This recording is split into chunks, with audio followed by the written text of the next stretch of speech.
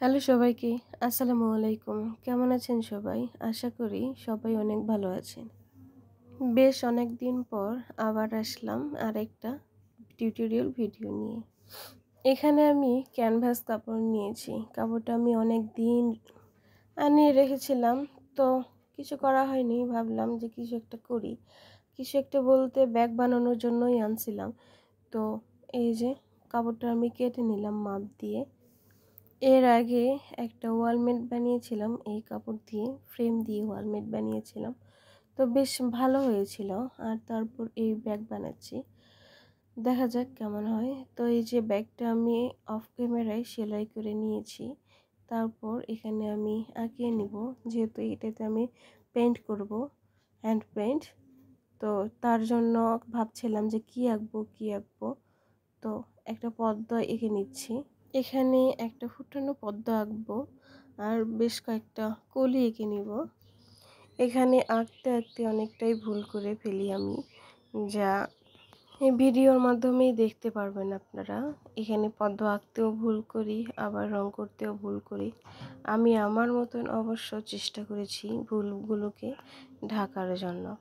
পদ্মটার কয়টা পাপড়ি কোন দিকে দিব, কিভাবে দিব বুঝতে পারছিলাম না। তারপর আঁকতে আঁকতে একটা শেপ চলে আসে। তো আমার মনে হয় এই পর্যায়ে ঠিক আছে, সেই জন্য আর আঁকি না। এইটা আমার প্রথম ব্যাগ বানানো, সেই জন্যই ভয় লাগছিল।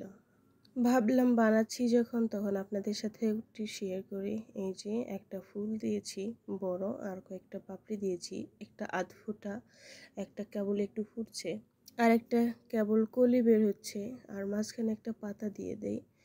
তো আঁকানো শেষ হওয়ার পর এখানে সুন্দর একটা কালার দেওয়ার চেষ্টা করি। একটা বেবি পিঙ্ক কালার দিয়ে এখানে রং করার চেষ্টা করি পদ্মটা। তো কালারটা যে অল্প একটু ছিল সেটা আমি খেয়াল করি না। একটা ফুল কভার করতে কি না করতে দেখি যে রং শেষ হয়ে যায়। তো আমি অনেক খোঁজাখুঁজি করি রংটা বাজারে, তো আমি কোনোভাবেই পাই না।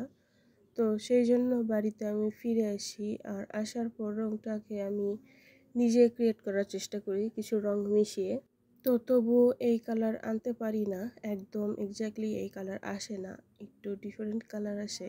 তো এই যে আমি একটু একটু করে রং মিশাচ্ছিলাম আর দিয়ে দিয়ে দেখছিলাম যে কেমন হচ্ছে। অনেকটাই হালকা হয়ে যায়, তো তারপর আমি আরও একটু রং মিশিয়ে একটু গাঢ় করে নিয়ে যেগুলো রং করেছিলাম তার উপর দিয়ে আবার রং দিয়ে দিই। যেহেতু এটা আর আগেরটা একটু আলাদা হচ্ছে, বোঝা যাচ্ছে, সেই জন্য আবার রং দিয়ে ঢেকে নিচ্ছিলাম।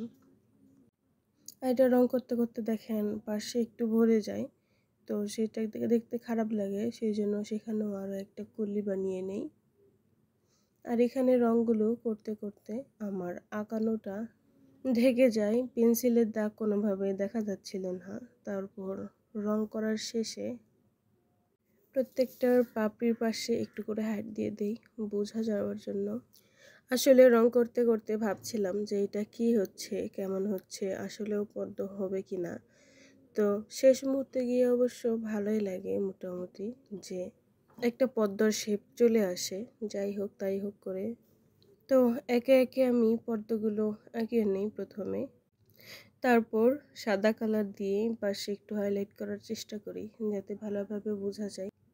প্রথমে ভালো লাগছিল না, কেমন যেন লাগছিল, মনে হচ্ছিল যে এটা কি পদ্ম হবে আদৌ নাকি অন্য কিছু হবে। তো আলহামদুলিল্লাহ পরে পরে মোটামুটি ভালোই লাগে। এই যে আমি একে একে পুরো সবগুলোতে দিয়ে দিব। একটা দুইটাতে যখন দিয়েছি তখন তো আর বাকিগুলোতে না দেওয়া যায় না। এভাবে দেওয়া করলে ভালো লাগবে না ভাবছিলাম, তারপর দিয়েই দেখি যে কেমন হয়। তো আলহামদুলিল্লাহ দেওয়ার পর অনেক ভালো হয়, আমার কাছে পার্সোনালি ভালো লাগে। তো আপনাদের কাছে কেমন লাগে ভিডিওটি দেখে অবশ্যই কমেন্ট করে জানাবেন, ভালো না খারাপ। আর আমার ভিডিওটি দেখে যদি আপনাদের ভালো লেগে থাকে তবে অবশ্যই লাইক বাটনে একটি ক্লিক করে দিবেন। আর আমার চ্যানেলে নতুন হলে অবশ্যই একটা সাবস্ক্রাইব করে দিবেন। তো এই যে আমার একটা ফুলে করা শেষ, আমি বাকিগুলোতে এখন করছি।